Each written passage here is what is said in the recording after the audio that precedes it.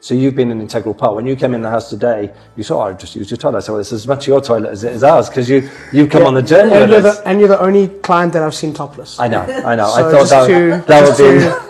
Just to be clear about that. Well, that's because we're living a cigar life now, and we weren't ready and we were in the shower. So yeah, I mean, listen, if you ever want that experience again, you just tell me. No, I'm good. I'm there for you. I'm fine. Yeah. Hi, I'm Lisa, and this is my husband Ken, and we're both from England and have recently bought here in the Silver Coast. Yeah, we are, and we are the latest guests on Dylan's Portugal, The Simple Life, and it's a pleasure to be here, and we're hoping that you'll enjoy the content and get a lot from it. Welcome back, or welcome to another episode of Portugal, The Simple Life, and I'm really delighted to be joined by Ken and Lisa. Guys. Hi. Oh, thanks for being on the podcast. Bon dia. Bon dia, how are you? We're very well, thank you. Yeah, excellent. Wonderful. I've been on your podcast, you have? so now it's your turn to be on ours. I know, what fun. Yes, so it's all good. But why don't you start off telling us where we are and a little bit about yourselves? Okay. We are sitting in our new villa in our Vezerão, which is close to the beautiful São Martinho de Porto. And I'm here with my wife, Lisa. And my name is Ken, sorry. What's happened in your lives in the UK where you've gone, okay, we want something else, we want something overseas, and we want it in Portugal? I think for us, Brexit was absolutely a massive factor. Mm-hmm. Yeah. Something that we never wanted. So we were quite upset when that happened. Yeah. Then we could see slowly how things were changing. And then I think for us it was kind of, is this where we want to stay? Yeah. Do we want to look at being abroad? Do we want to maybe spend our later years somewhere else, have somewhere else where we could go? I think Portugal drew me, especially because obviously the family connection, but because we're both self-employed and work from home, we also needed somewhere where we could go and be able to work. Yeah. The time is exactly the same as at home. It makes no difference. Yeah. We're only 2.5 hours away by plane. And Portugal just seemed to fit a lot of the things that we needed. Portugal did call Lisa more because of family and her heritage, but I also love the place. So for us, it's just about where do we want to be? And like we said, we thought it was going to be down the Algarve. It's only the show that changed that. We were in Vilamora. We saw this place further down, Corteira. I don't know if that's Corteira. So we were looking in that area. We spoke to an accountant who is also at the show, and she's based down there. The lawyer. Paula? And she's waxing lyrical also about the Algarve, just as way that you are. Yeah, of course. And it's warmer, and it's this and it's that. But then, if you're going to be permanent, you want a place that is constantly moving, not a place that is moving in the summer and then dies back in the winter. Yeah. And the thing about being up this end is it's the real Portugal. It's you have to integrate into the life that's here, and I think it just has a stronger sense. It's less touristy, although you won't believe that at the moment because we're in August, busy. Massively busy. But I think we would have always gravitated towards it. It's just a question of when. Yeah. What were some of the things that you looked at from that perspective? Like, okay, you mentioned the time difference, there's none, but being able to work here and run your business. What were some of the things that you looked into in Portugal and that ticked those boxes? It's connectivity. It's the ability to be online. Wi-Fi is really strong here. You've got good connectivity. So you're never able not to be online. Yeah. And for us, the ability to be online and work is really important. I mean, we're mortgage brokers in the UK. So we need to be able to liaise with lenders. So we could talk to lenders. We can get online with lenders. We can communicate with our clients. And because there's no shift in the time zone as well, it means that we're working on a parallel. If we were in Australia, people would be sleeping in the day, and then we'd be working in the night. Here, it just makes it so easy. But the internet, we needed really good internet connection, and the ability to buy things like printers, which is fundamental. But you've got such great stores here that actually, when we've come here, we've bought all our equipment pretty much here, so we've been able to source things and set up. And the good thing is obviously is when you first open everything up, actually it's in English for the printers and stuff, so that was really easy for us. If it had been in Portuguese, we'd have had to get our Google Translate out. But that's been really easy, so we found that simple. But it's the connectivity that's the most important. Lisa, for you, from a lifestyle perspective, and with that relationship that you already had with Portugal, what were some of the things from a lifestyle perspective that you were looking for when having a home here? I think the feeling of family, because Portugal has always seemed a very welcoming country. Yeah. Everybody's always so friendly, so polite, so helpful. So there's a very sort of warm sense that you have when you're here. And I think for us to be here and be here as a family, you want to feel accepted, you want to feel welcomed, you want to feel comfortable. Yeah. I mean, Portugal's one of the safest countries in the world. So that's also, I think, a factor for us for being here as well, is just, it feels easy. Yeah. It doesn't feel difficult. Yeah. What were those things that I spoke about that on paper you looked at the Silver Coast and thought, okay, that appeals, let's consider this area? I think, first of all, when we sat down and the first question was that you were based in the Silver Coast, do we know where the Silver Coast is? And we said no. And then we were shown this map and this beautiful picture of the bay in San Martino. Okay.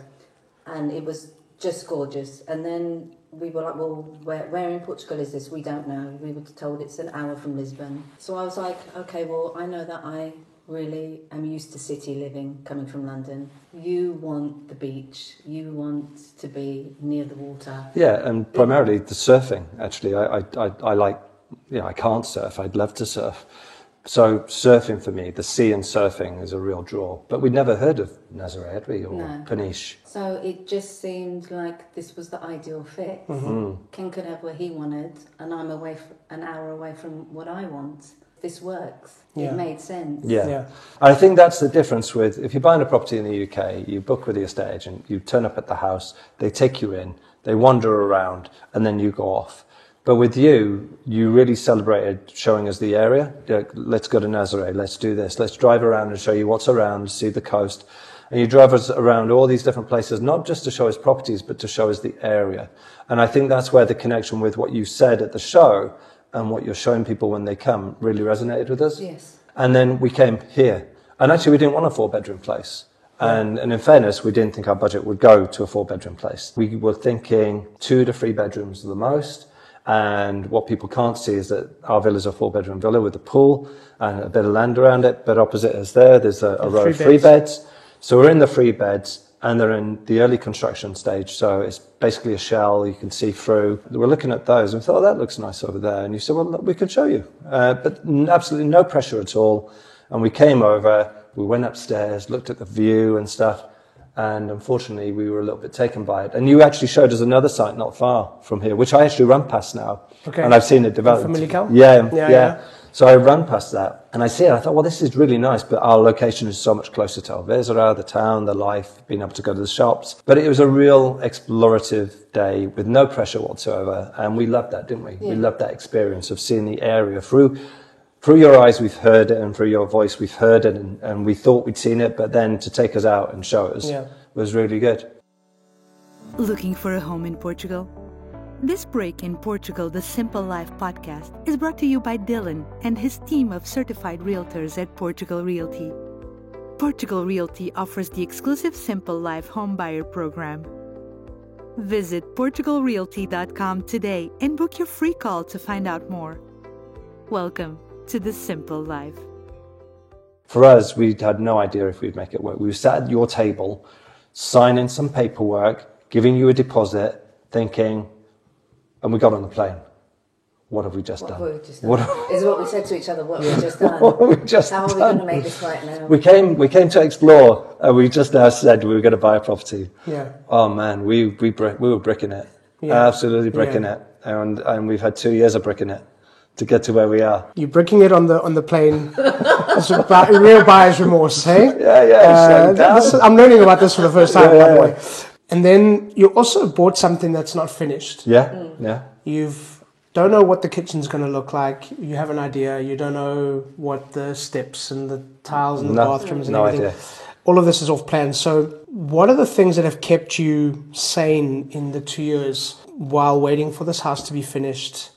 What are the things that just made you think this is going to be fine, this is all going to work out in the end? Faith, I think, to be honest with you, I think contact with you and Denise. So Denise is our project manager. Yeah. Anytime we had a question, I think you were, at the beginning, our go-to straight away. Yeah. Anytime we had any concern, it was you. The more time we spent with Denise, and the more interaction we had with her, then she would become our go-to. Yeah. So I think it was the confidence that the two of you gave us in what was happening here, updating us. And we also got photos. So you guys would come by. Obviously, in the early time, it was you just showing us, this is how it's going, Ken. You know, Lisa, this is what's happening.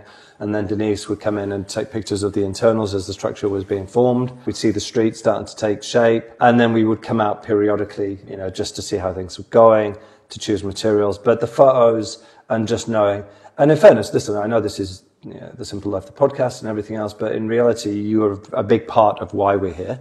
And that's not just bigging you up. You told us about it. We saw it with you. So you've been an integral part. When you came in the house today, you saw, I just used your toilet. I said, well, it's as much your toilet as it is ours, because you come on the journey and with us. And you're the only client that I've seen topless. I know. So I thought that would be... Just to be clear about that. Well, that's because we're living a cigar life now, and we weren't ready and we were in the shower. So yeah, I mean, listen, if you ever want that experience again, you just tell me. No, I'm good. I'm there for you. I'm fine. Yeah. Yeah, but it was that contact with you and then with Denise and the progress of the pictures that kept us seeing how the project was developing. And I would spend. I mean, listen, I've been the one that stressed the most about Lisa, and I'm actually usually quite relaxed. But Lisa's been much more about it will be what will be will be, and I'm constantly on the beach cam looking at San Martino. Oh, look at the beach today. Look how many people are on the beach. You know, and then we get the Dropbox and I keep looking at the photos. And Lisa's put chronological order of all the pictures of the house as it's moved forward. So there's been a lot of that has helped to keep us sane. Yeah. Let's talk about the moment that you've arrived now and the house is finished. It is what it said on the bottle or on the can. I mean, how was that feeling of walking into the house for the first time, finished? Dressed. Dressed, yeah. I think it was, I think, in some nerves, because it was a 2-year build-up to this point. Yeah. You know, are we going to like what we say? I know that we've peaked everything, but is it going to work? So there was the nerves, there was the excitement. In the end, it was just relief. Yeah. It was relief. We were here. This day had finally come, and it was what we'd hoped it would be. Yeah. Yeah. Because with the package that we've taken, obviously we've done the furnishings, we've done the full circle. Yeah. So we'd been and chosen materials like the tiles and stuff like that, the worktop and whatever with Denise. But then we'd also spoke to Elena about the interiors from Portugal Interiors. So we'd selected material and stuff like that. And then to come and actually see all the small little pieces all come together to one picture, it was really nice when we walked in. You walk in, you see everything's dressed, you go upstairs, the bedroom's all beautiful, the feature walls with the wallpaper. It was just nice to see a finished product.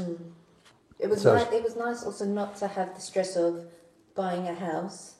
Okay, now we're here, there's no furniture. What? Now we're here, now we've got to go out and source beds. Now we've got to source furniture for the living room. Now we've got to source for everything that we need in the kitchen, everything that we need in the bathroom. It was done. But to see that transformation from the beginning and that whole to where we were now, it was really, really nice. And coming in and seeing it finished, the curtains, the furniture, yeah, it was really nice to step into that, wasn't it? Yeah. And I think what I'm really enjoying is the exploration of the area.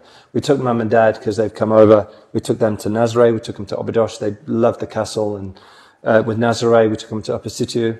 But because we've done it a couple of times now, we feel more familiar and we're showing them. And actually, we're showing them with a bit of pride as well. Look at this and look at this. You know, this is what we have around us. So we're really enjoying that. Lisa, what advice would you give to people that are listening or watching and want to do this and make this journey, and what advice or tips would you give to people? I think you definitely have to come. If you've never been to the area, you definitely have to come and explore. It's well and good hearing the two of us talk about it and our experience, but you need to experience it for yourself. Need to feel it. Yes. Maybe don't make such a rash decision, but I think the problem with us is we were led by our hearts.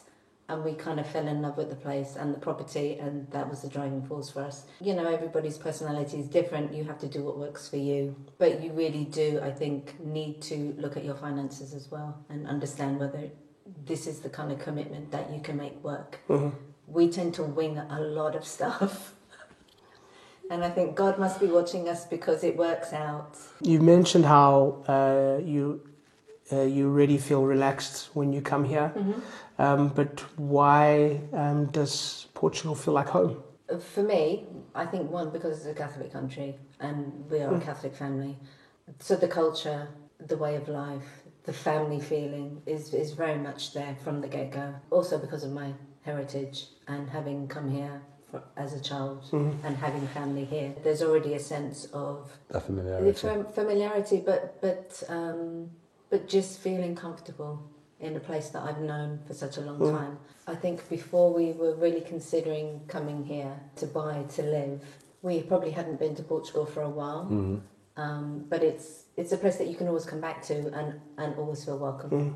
No matter how long it is since your last trip. And her surname is Rodrigues, and Rose Rodrigues, but straight away people think she might be Portuguese just because of the name. So people are saying, Portuguese, our daughter at the passport when she was coming through, you're Portuguese? No, there's heritage, your mother. So she's bolted into the very sort of DNA of Portugal just purely because of the way that they colonized Goa. You have it in your blood, don't you? Yes. And you feel that. And I love that. And I love the family orientation. And I just love the feeling of the place, which is why we so much want to be a part of it. But it's just felt very easy. People are very friendly here. Yeah. Awesome. Yeah. Thank you guys for being on the podcast. It's been a pleasure. It's been an overdue, but I'm really happy that you're happy here and that it all works out. Yeah, thank you. And this part, I'm going to let you call it. Do you know the words? It's a wrap. It's a wrap. So thank you once again to our guest, and thank you to all of you for listening. Please subscribe, share with your friends, give us a thumbs up, and please leave a comment or a review. We always love to hear from you. Don't forget, Portugal The Simple Life also has a magazine, so download it. It's for free. We'll be back next week with a brand new episode, and as we say in Portugal, sejas bem-vindo. Welcome to The Simple Life.